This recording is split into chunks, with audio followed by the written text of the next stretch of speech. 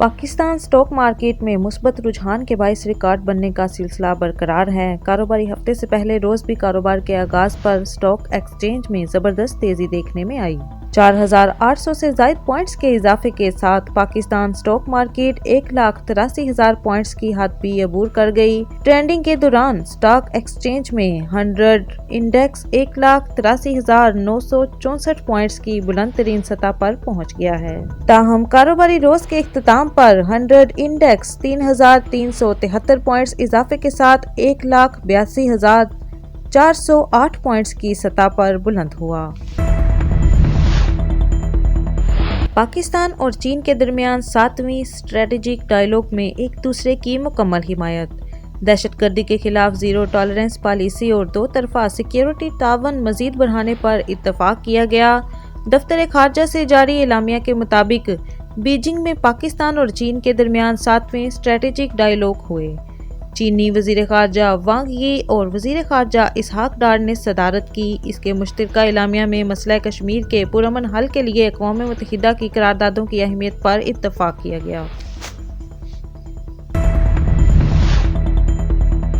Going to run the country until such time as we can do a safe, proper, and judicious transition. So we don't want to be involved with having somebody else get in, and we have the same situation that we had for the last long period of years.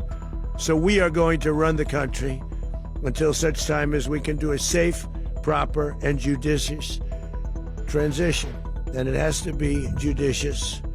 अमरीकी सदर Donald Trump ने कहा है कि Venezuela ने दुरुस्त रवैया इख्तियार ना किया तो अमरीका दोबारा हमला कर देगा। एयरफोर्स वन में सहाफ़ियों से गुफ्तगू करते हुए सदर ट्रंप ने कहा कि अमरीका को वेनेजुएला में तेल और दीगर वसाइल तक मुकम्मल रसाई हासिल होनी चाहिए। वेनेजुएला ने दुरुस्त रवैया इख्तियार ना किया तो अमरीका दूसरा हमला भी करेगा। अमरीकी सदर ने वेनेजुएला में इक़्तिदार संभालने वाली नायब सदर डेल्सी रोड्रिग्स और खिते के दीगर मुल्कों को भी धमकियां दी और कहा कि डेल्सी रोड्रिग्स ने दुरुस्त काम नहीं किया तो मादुरो से भी ज्यादा भारी कीमत चुकाना पड़ेगी। ट्रंप ने कहा है कि डेल्सी रोड्रिग्स को अमरीकी मुतालबात मानना होंगे वरना इनको नताइज भुगतना पड़ सकते हैं। वेनेजुएला मुमकिन है अमरीकी मुदाखलत का आखिरी मुल्क ना हो। हमें ग्रीनलैंड की ज़रूरत है। ग्रीनलैंड अमरीकी दिफा के लिए ज़रूरी है जो चीनी और रूसी जहाज़ों से घिरा हुआ है। वज़ीर आज़म मोहम्मद शहबाज शरीफ ने बांग्लादेश की साबिक वज़ीर आज़म और बांग्लादेश नेशनलिस्ट पार्टी की चेयरपर्सन बेगम खालिदा ज़िया के इंतकाल पर इजहार ताज़ियत के लिए अवामी जमहूरिया बांग्लादेश के हाई कमीशन का दौरा किया। वज़ीर आज़म शहबाज शरीफ ने बांग्लादेश के नायब अल अमूर से ताज़ियत का इजहार किया। ताज़ियती किताब में पैगाम रिकॉर्ड किया और मरहूमा की रूह के लिए फातिहा ख्वानी की। अपने तज़ियती पैगाम में वज़ीर आज़म शहबाज शरीफ ने बेगम खालिदा ज़िया को ज़बरदस्त खराज अक़ीदत पेश करते हुए इन्हें एक साहिब बसीरत रहनुमा और एक नामवर सियासी शख्सियत करार दिया जिन्होंने अपनी ज़िंदगी अवामी हुकूमत के लिए वक्फ कर दी।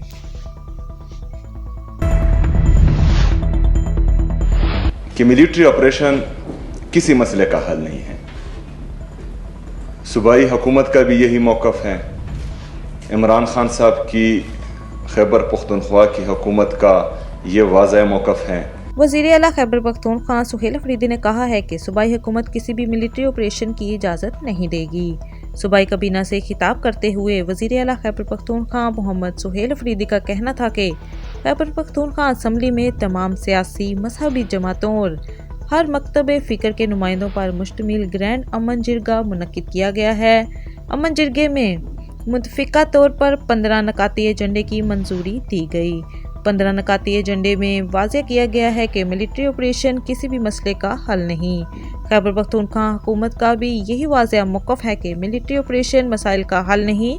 बंद कमरों में किए गए फैसले सुबह पर मुसल्लत किए गए तो तमाम स्टेक होल्डर्स में तशवीश पैदा होगी।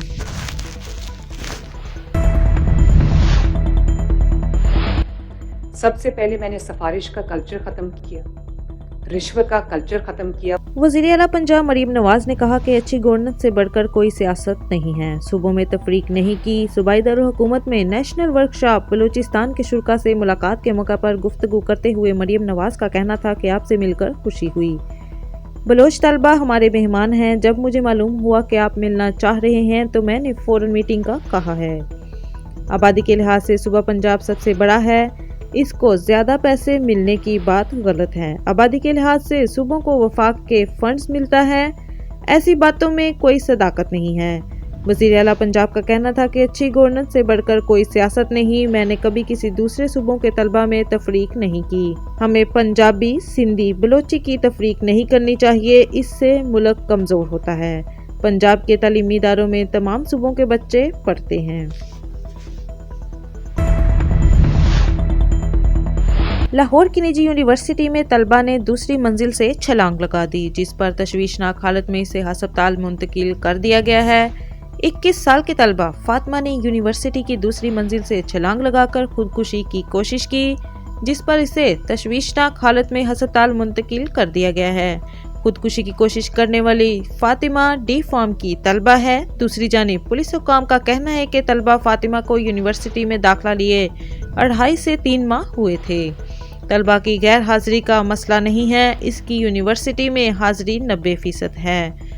तालिबा की दोनों टांगें टूट गई हैं। फातिमा की हालत खतरे से बाहर है।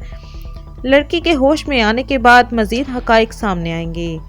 तलबा का मोबाइल फ़ोन कब्जे में ले लिया गया है। मोबाइल फ़ोन और दीगर शवाहिद की रोशनी में तफ्तीश जारी है। तफ्तीश में मजीद हकाइक सामने आएंगे।